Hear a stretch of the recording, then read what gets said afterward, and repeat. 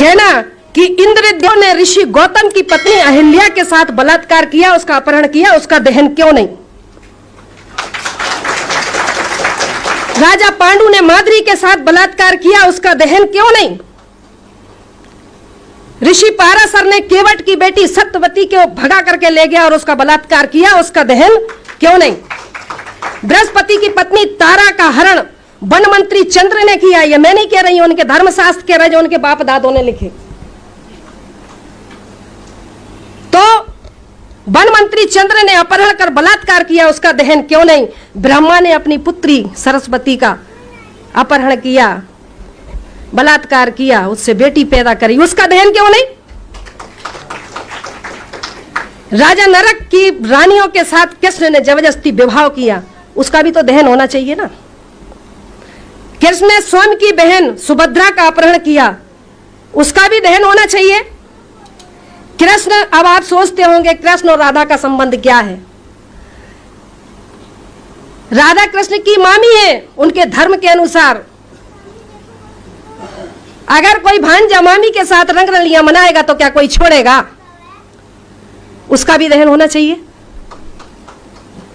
इसी तरह भीष्म पितामह, महाभारत में भीष्म पिता ने अंबालिका का अपहरण किया, तीन लड़कियों का अपहरण किया, अंबालिका, उसका भी दहन करो।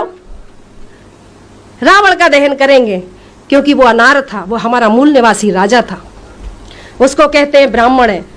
वाल्मीकि जो को कहते हैं ब्राह्मण है। आज हमारा जो भंगी समाज है, वाल्मीकि समाज है, वो सोचता है कि वाल्मीकि जी ने रामायण लिखी। अगर रामायण लिखी तो सुंदरकांड के दोहा क्रमांक 58 में यह क्यों लिखा कि ढोल गवार शूद्र पशु नारी सकल तारणा के अधिकारी? क्यों लिखा? यह लिखा है। ब्राह्मण जितने भी हमारे देश में आक्रांता आए, सबने भाषा के नाम पर बेवकूफ बनाया।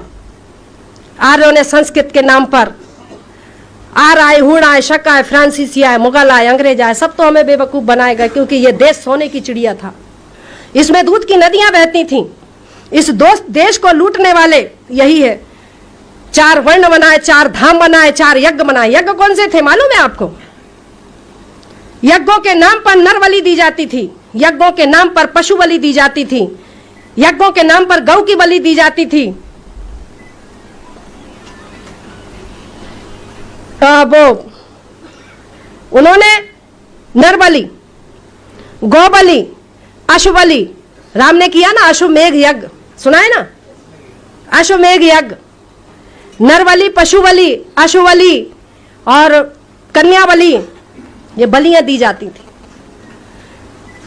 बलि के नाम पर मांस भक्षण करना और सोमरस पीना, ऋग्वेद में ब्रह्मा कहता है, ऋग्वेद में ब्रह्मा कहता है, हे ब्रह्माणी, तुम मुझे गौ का मांस इतना खिलाती हो कि मैं खा खा के सांड जैसा हो गया। ऋग्वेद में लिखा, मैंने नहीं लिखा ऋग्वेद, पढ़ लो। चैलेंज करना है तो पढ़ लो उठा करके। धर्मशास्त्रों को आस्था के नाम पर मत पढ़ो, परखने के नाम पर पढ़ो। अगर वाकई में समाज के शुभ चिंतक हो तो वैज्ञानिक तौर पर उसको समझना सीखो। हनुमान ने सूरज निगल लिया, 54 पे तो यहाँ आदमी मरने लगते हैं। 2.5 करोड़ डिग्री सेल्सियस उसका तापमान है, कैसे निगल लिया? सूर्य का जो व्यास है पृथ्वी से 13 लाख गुना बड़ा है, कैसे निगल लिया?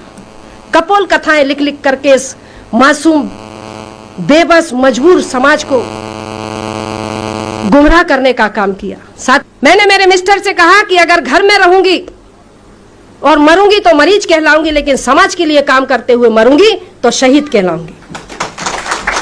आज समाज के लिए काम करने का, समाज को, ये अधिकार वंचित समाज को जागरूक करने का मैं काम करती हूं। अभी आपने देखा होगा आदिवासियों ने, हमारा आदिवासी समाज ने रावण दहन के पुतले का विरोध किया। एक भी सपोला बाहर निकला? देखा आपने? चुटैया वाला निकला बाहर? नहीं निकला। रावण का दहन क्यों? जब रावण के दहन के लिए जब पूरे भारत में आवेदन लग गए तो एक भी सांप बाहर नहीं निकला कि नहीं रावण का दहन क्यों नहीं करने दोगे? क्योंकि वो जानते हैं कि अगर रावण के दहन पर अगर हमने प्रतिबंध लगा, मतलब उसको खोलने की बात करी तो मैं भी कमजोर नहीं हूं, मेरा सवाल पहले से ही मैंने तैयार करके रखे। मैंने सभी संगठनों को लिख करके दे दिया कि अगर आपके ऊपर कोई डबल FIR करता है कि रावण के दहन होना चाहिए, तो मैंने कहा सबसे पहले उससे पूछना कि अगर रावण का दहन एक स्त्री के हरण के लिए किया जाता है तो सबसे पहला अदालत में जजों के सामने, हाई कोर्ट का जज हो या सुप्रीम कोर्ट का जज हो, कहना कि इंद्रदेव ने ऋषि गौतम की पत्नी अहिल्या के साथ बलात्कार किया, उसका अपहरण किया, उसका दहन क्यों नहीं?